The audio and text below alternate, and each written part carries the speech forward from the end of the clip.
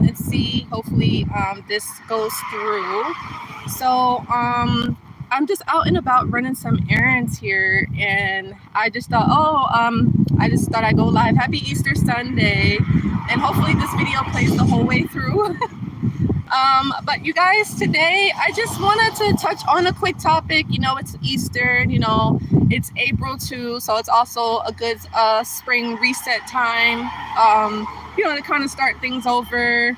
For those that have made resolutions, you know, it's a good time to also kind of catch up on like your goals and see, you know, how's that going, and also to kind of reset, because, you know, technically we have like another 5 months. So it's definitely good to kind of note that. But so you guys, I was thinking about some stuff as far as, you know, on the recovery and the healing journey after dealing with abuse, and how a lot of times, you know, when you're working on finding yourself again and you're working on healing, it could be difficult. You definitely could run into some pitfalls, some setbacks, and some of those pitfalls and setbacks could be, you know, people rejecting you, you know, you're not fitting in to like society's normal habits, or let's say it could be a work environment and maybe you stand out even though you don't try to, but people, you know, they reject you, they shun you, they try to make you look bad, they try to put you down because they're trying to bring themselves up, right?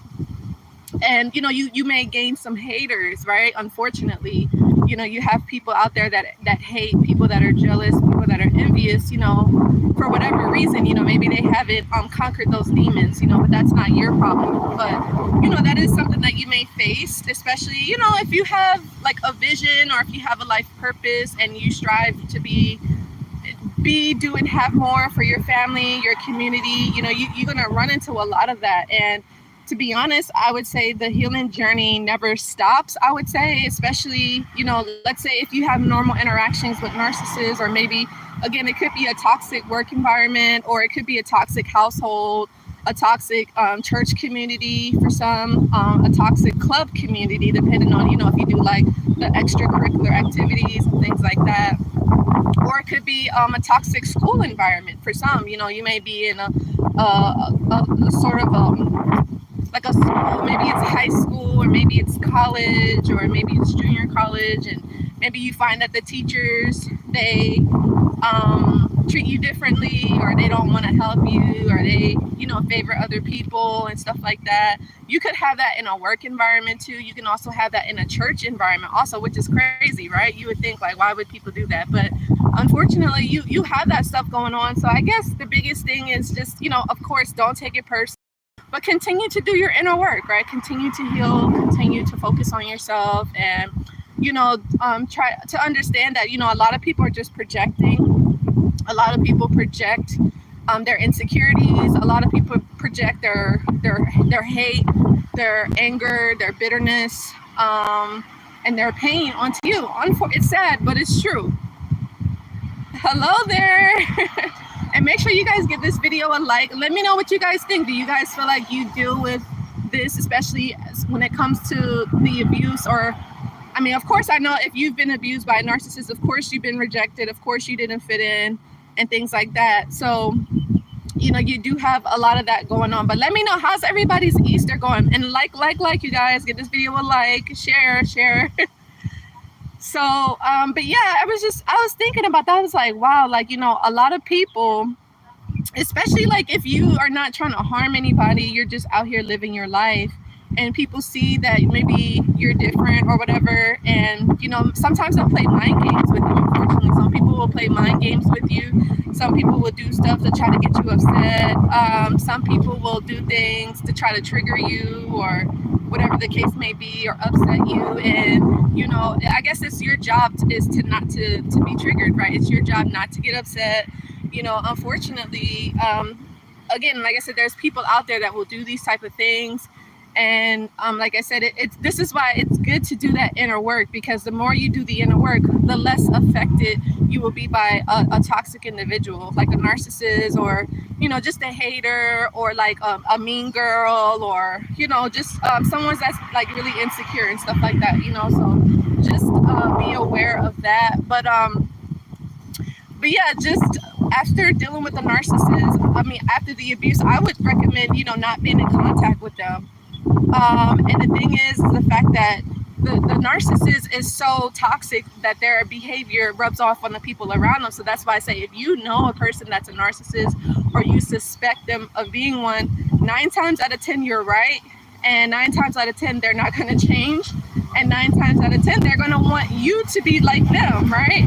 So it's best just to not even involve yourself with that person, is to disengage and, don't talk to them. That's what I would say personally. That's what's helped me. I'm just being honest. Like I said, I had an aunt that I lived with for 5 years. That was a narc, a male narc. This wind is blowing, y'all. Maybe that's the confirmation.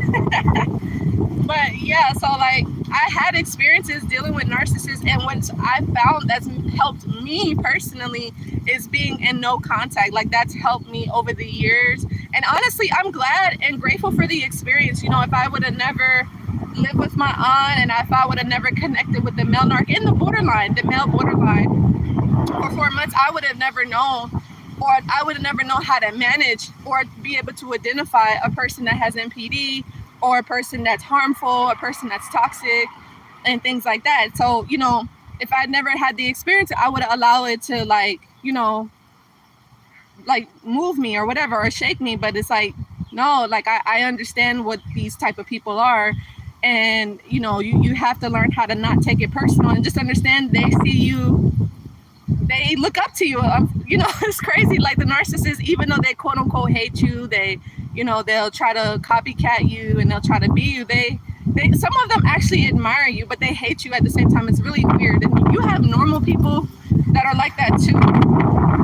You have normal people that will, I guess, may not like you, whatever the case may be, but then they'll try to be you. So it's a very weird dynamic. And thank you. Definitely. That's funny. Yeah, so you definitely have to continue on for sure. So you definitely just got to stay positive, no matter what's going on around you. And honestly, because some people are like, oh, you're brushing it off and things like that. But, that's the only way that you can manage, especially like I said, when it comes to the recovery aspect of the abuse. Like you have to be able to control yourself, control your mind, because remember, the whole point with the narcissist is they try to control you, right? They try to manipulate you, and you have to tell yourself, you have to say, no, you are in control. Like the person watching this video, you have to say, no, I control my mind, I control my thoughts, no one else. Like, you get what I'm saying? Because people are always trying to do that every day. It doesn't matter. It could be a stranger, it could be a neighbor. People are always trying to get a reaction, or people are just, I'm not saying everybody, but most people are miserable. I hate to say that, but it's really true. It's really, really true. It's sad, but it's true. But again, like I said, not fitting in. If you feel like you don't fit into your family members or your coworkers or your church members, or people just around you, I would say good. You don't want to be like the people that you see around you, especially, if they're mean, they're nasty, they're hateful, they're jealous. No, you don't want to be like that, because being like that is a life of misery, right?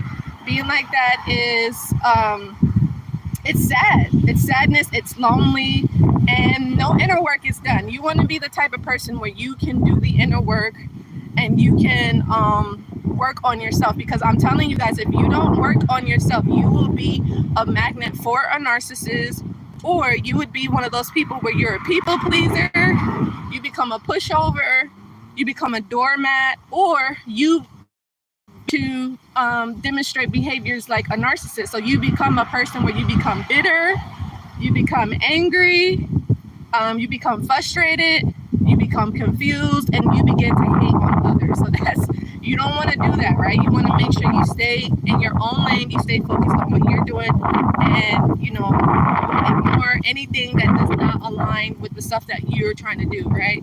Because people are always going to distract you. People are always gonna, try to come around and do stuff but you have to ignore that. None of that matters. And like I said, if people reject you, it's fine. It's God's protection. I'll share a story with you guys.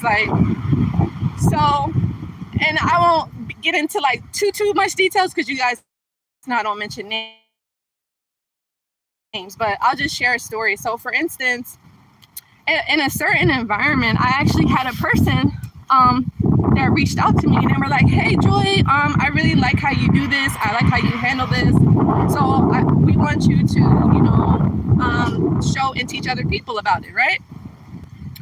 And at first I was gonna say no, because I'm like, for one, I don't like attention, and two, I don't want that type of heat or that type of responsibility, especially if something that I'm not really like that passionate about, even though I do like helping people, right? But to me, it was just interesting that the person had asked me, and I mean, I just said yeah, because I was like, okay, well, it would be nice to have this experience, right? So I go into the training and I do what I got to do. I get certified, and that was cool. And so I start doing what they asked me to do, the task, right? And so everything was fine. Everything was good. I was doing what I needed to do, but I also still had a duty to do as far as like my responsibility at, the gig that I do, right?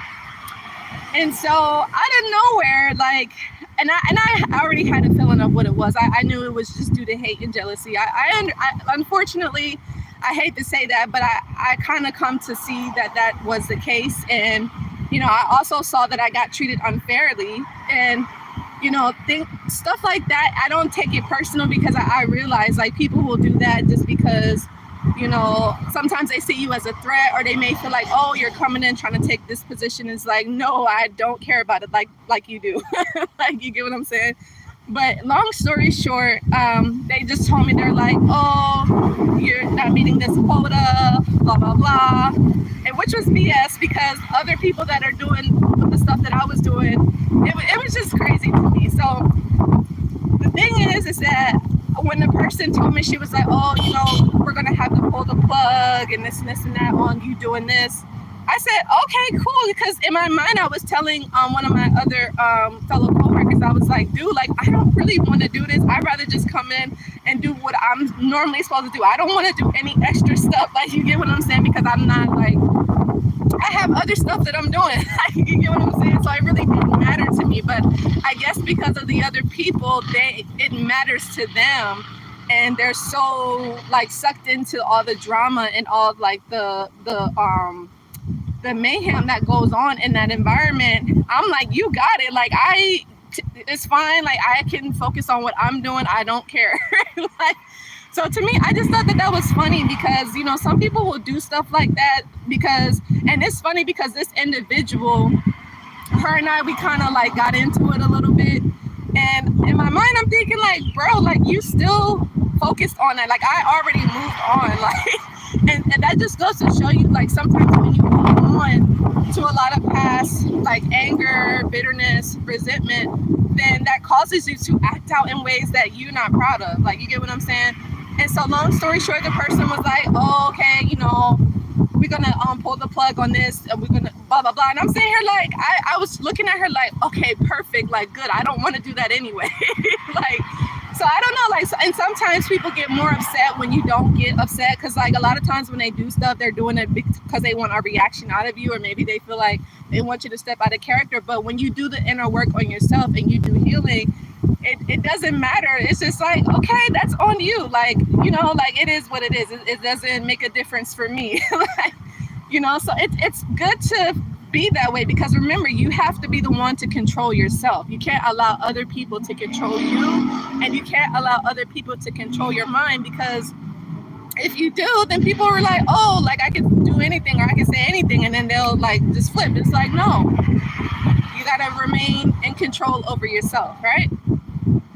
But yeah, no, I thought that was pretty interesting. But also, I mean, like I said, this individual, I already had a feeling about her, because to me, it's so funny. Like, you really have to be careful. And somebody was telling me, because they was like, oh, I looked on your page, and she was like, oh, I didn't know you did readings and stuff like that. And she was like, oh, I bet it's a gift and a curse, right? And I'm thinking, like, I guess I don't really see it as a curse, because I do the oracle readings. I just see it as, God warning me of people that you can't trust. Like, because God is like showing me like, hey, you can trust this person, and he's also saying that you cannot trust this other person. And sometimes that can scare a lot of people, because sometimes people don't want to know the truth, unfortunately. And so you just gotta be mindful and careful about that. So it is what it is, type of thing. So but me, I rather know the truth. I'm not one of those people where I'm like, oh, I don't want to know this and that. No, I want to know the truth.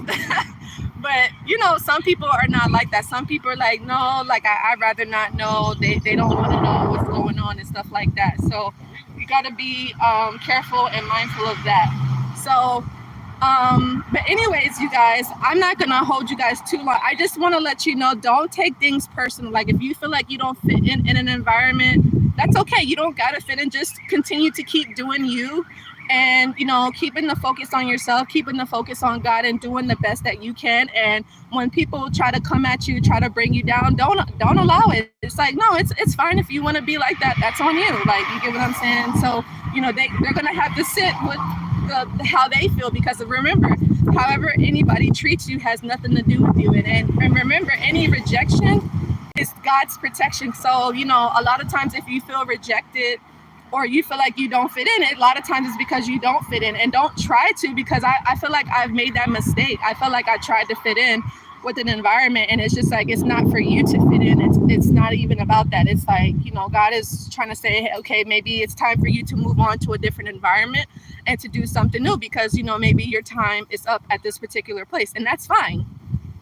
But I just thought I'd share that with you, because you may face that a lot, especially after dealing with the abuse of a narcissist. And I know sometimes it's difficult to cope with that, especially since you have already been abused, you've already been put down, you've already been rejected, you've already been tormented and manipulated, or maybe you were gang stalked, or maybe you were harassed, or stuff like that. So you just want to be careful and understand. Remember, when people are doing stuff like that to you, a lot of times they see you as a threat, they see you as competition, they're jealous, they're envious.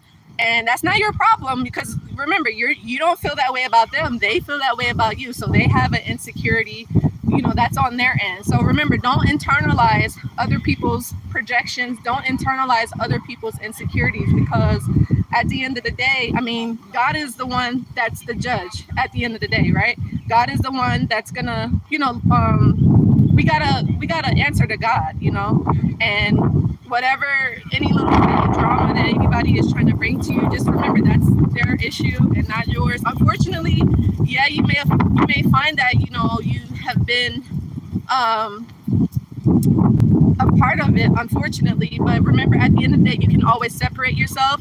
You can always disengage. You don't have to say anything. You don't have to do anything. And remember, karma is always a big thing, you guys. I'm telling you, like, okay, so I'll tell you this. So the other person that was involved in the whole situation that I was dealing with at this environment, I ended up finding out that that person is no longer in that facility. I heard that that person ended up getting let go. And this was like a big person. Like, this was a really important person. I think the person had been there for like 10 years in the facility.